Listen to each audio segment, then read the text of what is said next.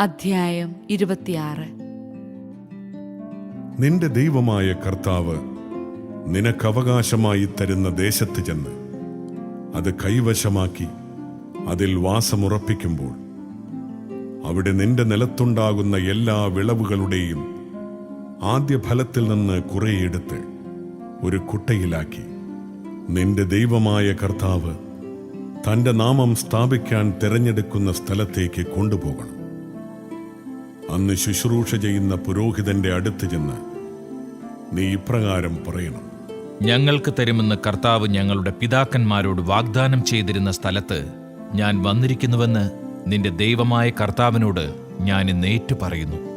പുരോഹിതൻ ആ കുട്ട നിന്റെ കയ്യിൽ നിന്ന് വാങ്ങി നിന്റെ ദൈവമായ കർത്താവിന്റെ ബലിപീഠത്തിന് മുൻപിൽ വയ്ക്കട്ടെ.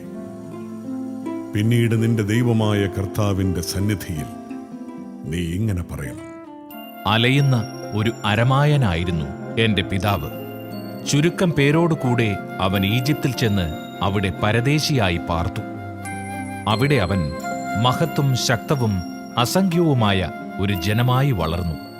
എന്നാൽ ഈജിപ്തുകാർ ഞങ്ങളോട് ക്രൂരമായി പെരുമാറുകയും ഞങ്ങളെ മർദ്ദിക്കുകയും ഞങ്ങളെക്കൊണ്ട് അടിമവേല എടുപ്പിക്കുകയും ചെയ്തു.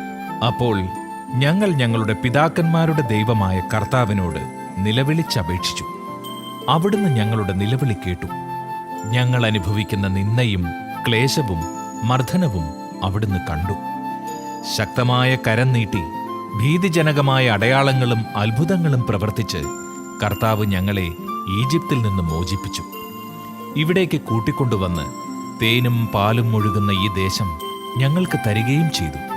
ആകയാൽ കർത്താവേ, ഇതാ അവിടുന്ന് എനിക്ക് തന്നിട്ടുള്ള നിലത്തിന്റെ ആദ്യഫലം ഞാനിപ്പോൾ കൊണ്ടുവന്നിരിക്കുന്നു. അനന്തരം കുട്ട നിന്റെ ദൈവമായ കർത്താവിന്റെ സന്നിധിയിൽ വെച്ച് അവിടുത്തെ ആരാധിക്കണം. അവിടുന്ന് നിങ്ങൾക്കും കുടുംബങ്ങൾക്കും തന്നിട്ടുള്ള എല്ലാ നന്മയെയും പ്രതി നിങ്ങളും ലേവ്യരും നിങ്ങളുടെ മധ്യേയുള്ള പരദേശിയും സന്തോഷിക്കണം. ദശാംശത്തിന്റെ വർഷമായ 3-ാം വർഷം എല്ലാ വിളവുകളുടെയും ദശാംശമെടുത്ത് നിന്റെ പട്ടണത്തിലുള്ള ലേവ്യർക്കും പരദേശികൾക്കും അനാഥർക്കും വിധവകൾക്കും നൽകണം. അവർ ഭക്ഷിച്ച് തൃപ്തരാകുമ്പോൾ നിന്റെ ദൈവമായ കർത്താവിന്റെ മുൻപിൽ ഇപ്രകാരം പറയണം: അങ്ങ് എനിക്ക് നൽകിയിട്ടുള്ള കൽപ്പനകളെല്ലാം അനുസരിച്ച് അവിടത്തേക്ക് സമർപ്പിക്കപ്പെട്ടവയെല്ലാം എന്റെ വീട്ടിൽ നിന്ന് കൊണ്ടുവന്ന് ലേവ്യനും പരദേശിക്കും അനാഥനും വിധവയ്ക്കും ഞാൻ കൊടുത്തിരിക്കുന്നു.